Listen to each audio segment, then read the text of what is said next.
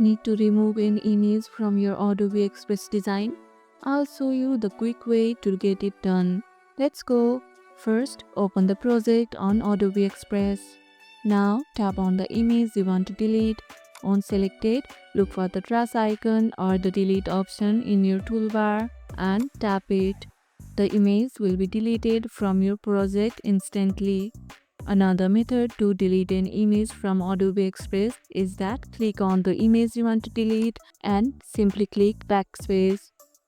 The image will be deleted instantly. If you are unsure, try hiding the image first to check if it's the right one before deleting it. What kind of images do you usually add to your designs? Let me know in the comments. If this tutorial helped, hit the like button, share it, subscribe, and leave a comment. Thanks for watching, and I'll see you in the next one.